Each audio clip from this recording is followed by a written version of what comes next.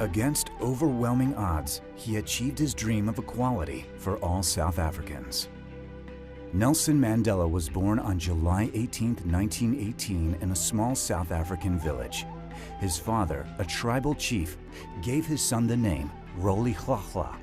At the age of 7, he began his British education, and his teacher gave him the name Nelson. When his father died, Nelson was sent to live with the leader of the Thembu people. He groomed Nelson for leadership, letting him sit in on council meetings, sending him to the finest schools. During a break from college, Nelson ran away to Johannesburg in order to avoid a prearranged marriage. It was 1941, and for the first time, Nelson came face to face with the brutal reality of a racially divided South Africa. By entering the city as a kind of anonymous black person, he gets a first-hand experience of what black life is like for urban black South Africans at that time, and he gets a kind of immediate confrontation with the white apartheid racist state. I think that he had two languages. He had a deep historical language from his own learning, his own training within his tribal background. But I also think that he had a language of the law. He had a completely contemporary language, and he brought those two together in the language of human rights. He began attending meetings of the African National Congress, an organization that aimed to establish a democratic government.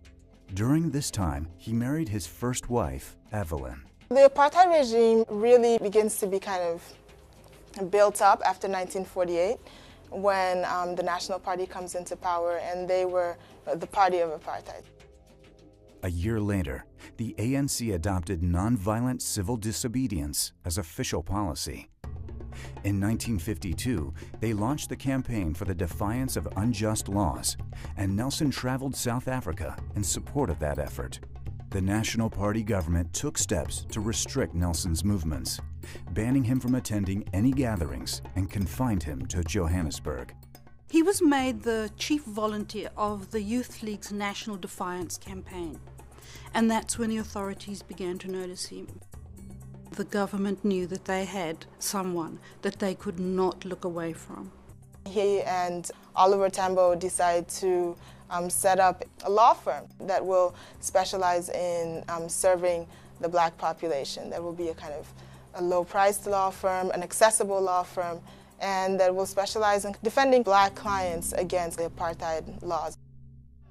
In 1956, the government arrested Nelson and 150 other activists, charging them with treason. Nelson's relentless dedication to activism took a toll on his personal life, and his wife Evelyn left him.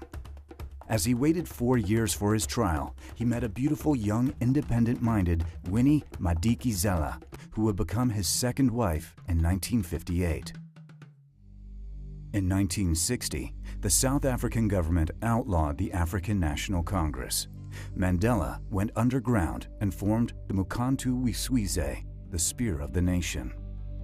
Umkhonto weSizwe was formed after Sharpeville, when 67 people were killed, men, women and children, and over 180 were wounded during a peaceful demonstration.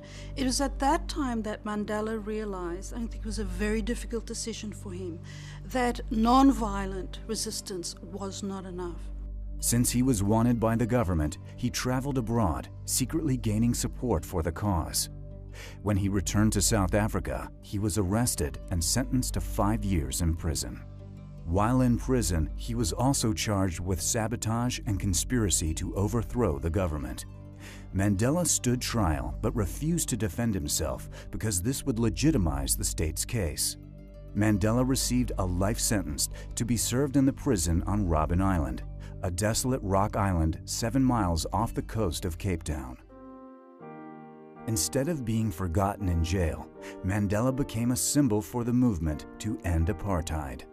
During the 1980s, several offers of release were made to Mandela on the condition that he renounce violence. He refused.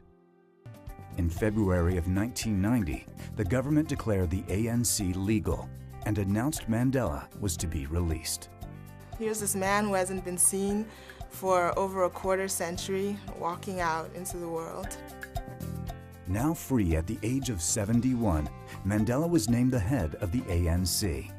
His work to help bring an end to apartheid earned him the Nobel Peace Prize in 1993.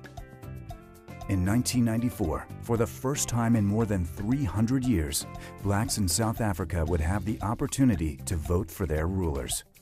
At the age of 75, Mandela was elected president in a landslide. Becoming the president, I think he really moved the world, because this was a place that most of us didn't think would ever see black leadership. And so for him to rise to power after being in jail for 27 years, I think it was just a really historical moment.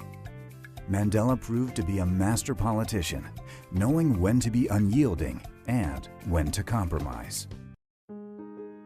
Unfortunately, his marriage to Winnie came to an end in 1996. In 1998, Mandela married his third wife on his 80th birthday. The following year, he stepped down as president of the ANC. Nelson used his stature to help mediate the civil war in Burundi. He continues to work with human rights organizations and for AIDS awareness. I think that he will be known as, one of the peaceful freedom fighters of our time. Nelson Mandela continues to be a defining symbol of how one man can truly make a difference in the world.